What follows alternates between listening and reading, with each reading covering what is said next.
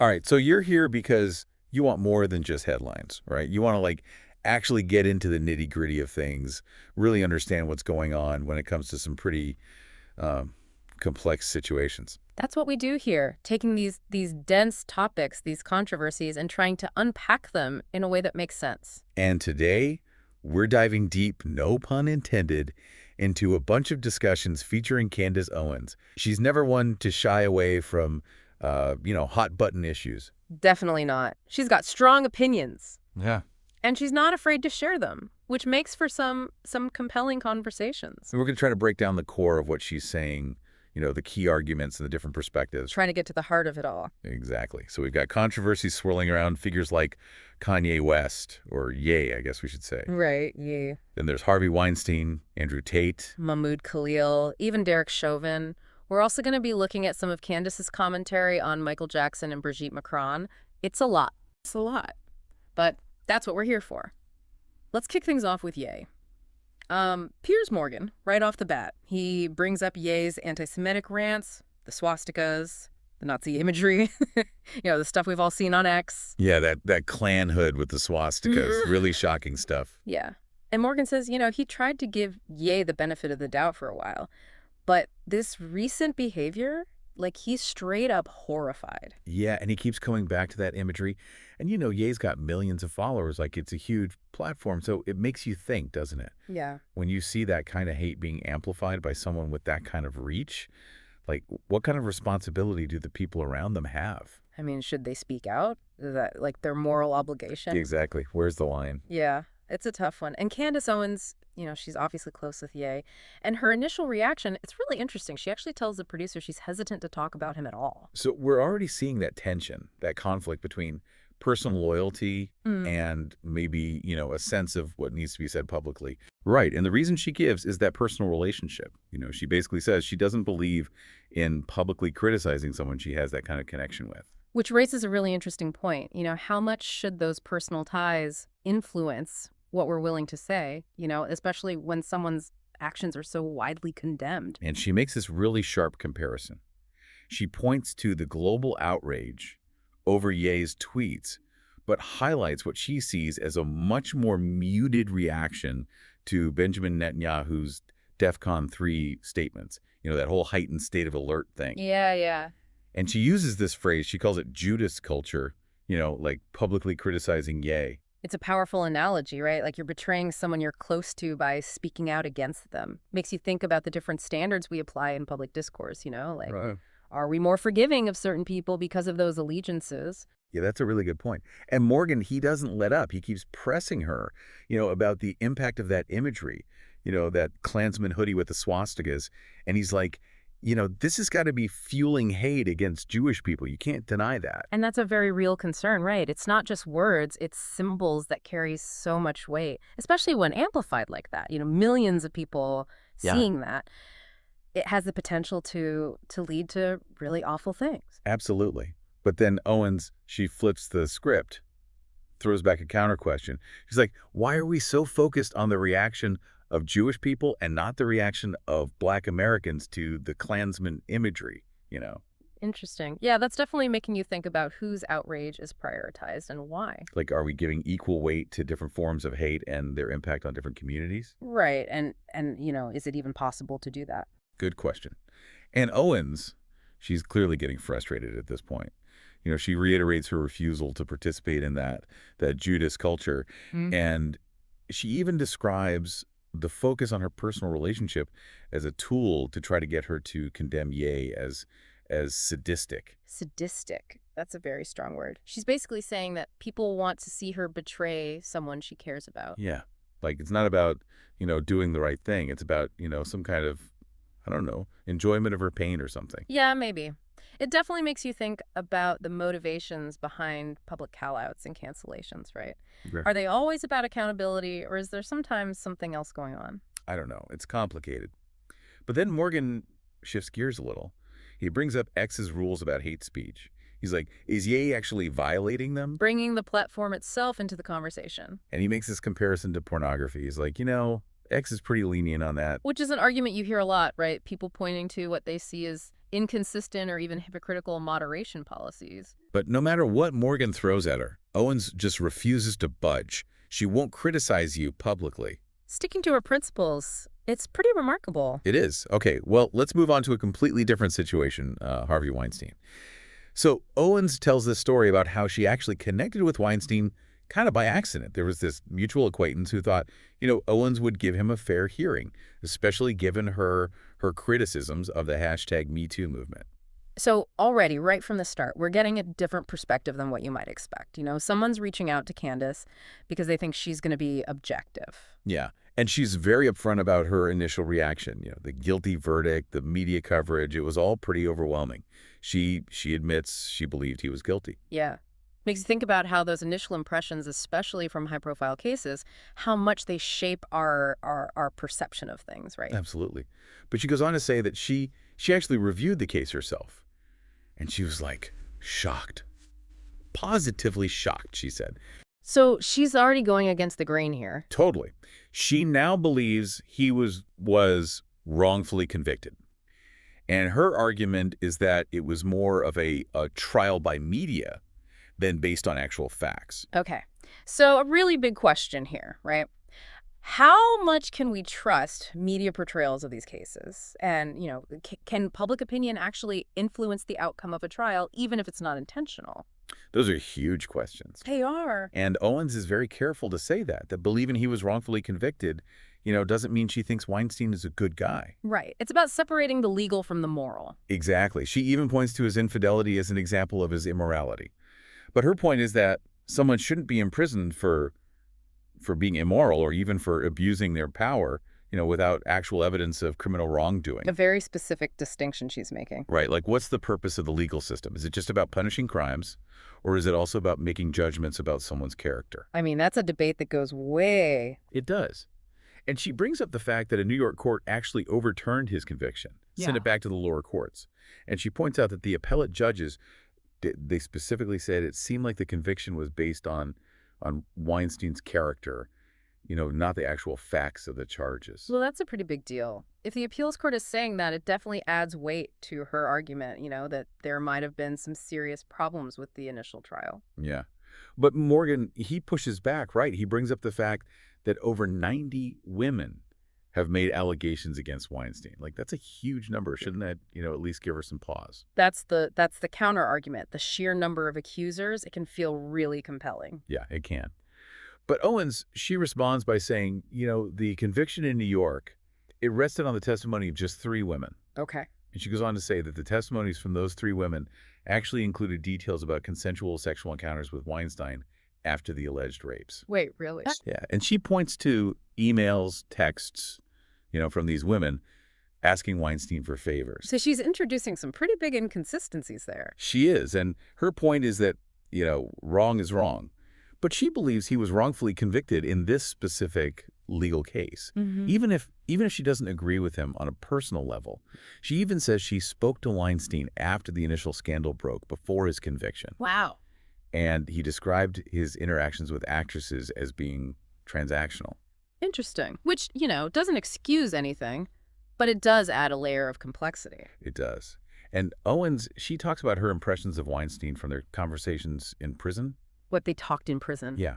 She describes him as still, powerful. Mm. Yeah, she says he's writing scripts. He's actually, optimistic about eventually being freed. So a very different picture than you might imagine. Yeah, not what you'd expect. And she ends this whole discussion with a pretty provocative statement. She says that the Weinstein case, it exemplifies social justice movements that pursue social justice but not true justice, She says that there was this need to find someone to hang as the hashtag #MeToo movement gained momentum. That's a pretty strong indictment of the movement itself. It is, and she draws a direct line from that to Andrew Tate. Okay, so let's talk about Andrew Tate. Right. Morgan mentions that Tate was recently on his show after he got out of Romania. And he plays this clip of Tate questioning the whole song and dance of the investigations against him in Florida. Yeah. The fact that it's all so public. Right. Is it really about upholding the law? Or is there something else going on? Exactly. And Morgan asks Owens straight up, do you think Tate and his brother are being unfairly targeted? Like, is this a consequence of the hashtag #MeToo movement? Putting her right on the spot. She doesn't hesitate. Owen says she actually reviewed their Romanian case years ago, before it was even a big deal. And she predicted it would fall apart, which it did. Wow. Okay. And she brings up her stance on this, her fundamental disagreement with the idea of convicting someone based on past videos. She calls it, convicting someone based on their character. Yeah, she's really consistent on that point. Past behavior, no matter how bad, shouldn't be the basis for a conviction. Right. She's all about focusing on the specific allegations.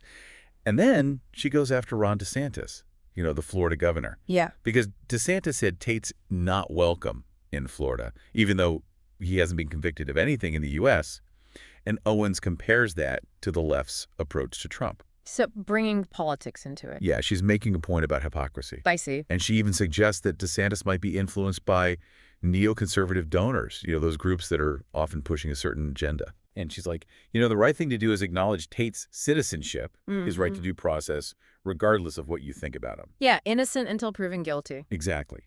But then Morgan brings up Tate's, his brazen misogyny.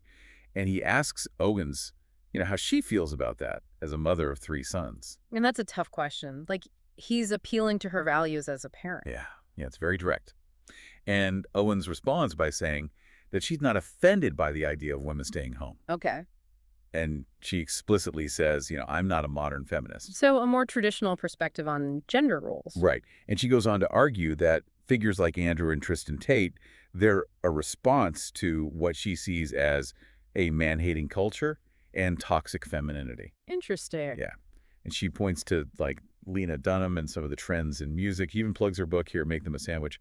She says it's going to explore this whole cultural shift. Okay, so she's offering this alternative explanation for the Tate's popularity. Right.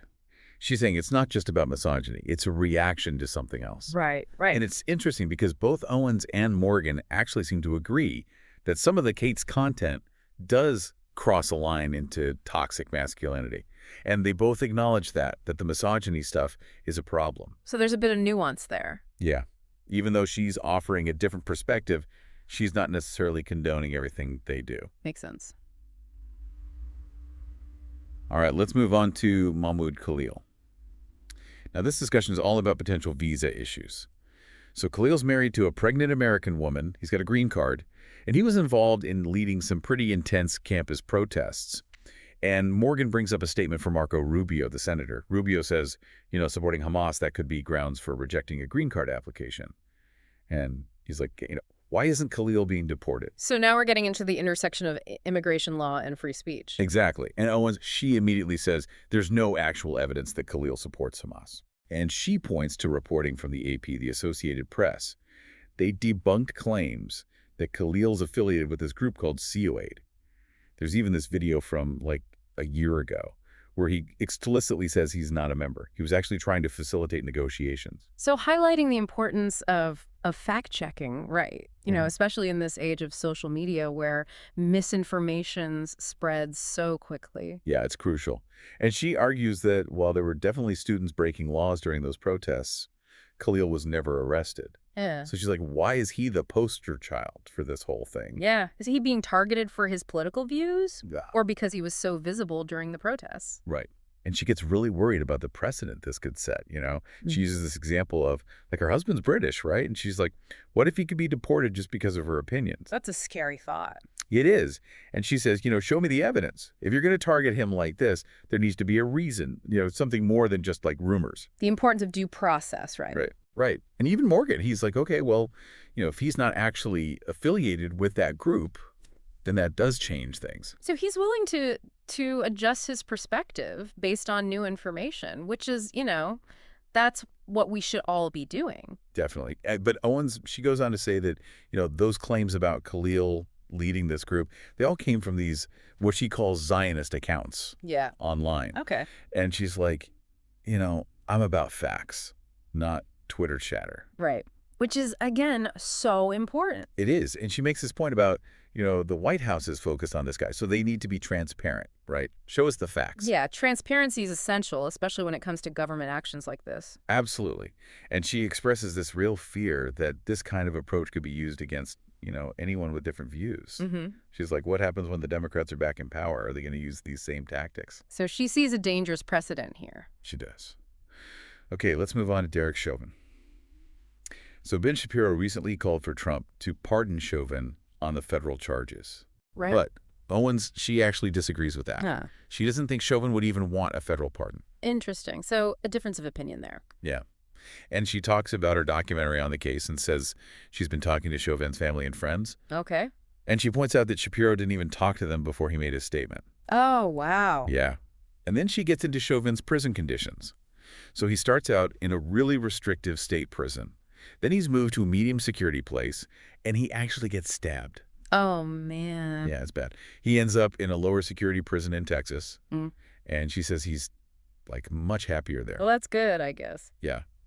But here's the thing. If he gets a federal pardon, he's probably going back to that state prison in Minnesota. Oh, so a pardon might actually make things worse for him. Exactly. So Owen says if we really want to help him, we need to focus on a state-level pardon. Get the governor of Minnesota involved. And then she reiterates her belief that Chauvin was wrongfully convicted of murder. She says it was a social movement that kind of obscured the facts in the case. So again, that theme of public pressure may be influencing the legal process. Right. And she mentions what she calls, withheld information about George Floyd's fentanyl levels and what she sees as a misinterpretation of Floyd saying, mama. Okay. And she talks about standard police procedure, how they subdue people on the ground. And she says the knee goes just below the neck. And she emphasizes the fact that Floyd actually asked to be taken out of the police car and put on the ground. So she's painting a different picture of what happened, challenging that dominant narrative. Yeah.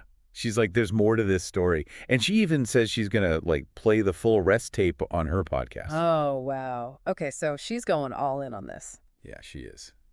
Okay, we've got time for one more. Michael Jackson. We're going to play this clip from 2002, where Jackson is basically declaring war on record companies. He says they're stealing from artists, mistreating them, especially black artists. Setting the stage with some context. Yeah, and that context is important because then we get into the documentary Leaving Neverland. The one with those really serious allegations about Jackson being a pedophile. Yeah, and the alleged cover-ups. Right. And Morgan, he actually says that he always thought Jackson was kind of strange, creepy. Yeah, I think a lot of people felt that way. Yeah. He talks about Jackson sharing a bed with young boys, but he's careful to say, that doesn't necessarily mean he was abusing them. Right. Just because someone's behavior is unusual, it doesn't automatically make them a criminal. Exactly.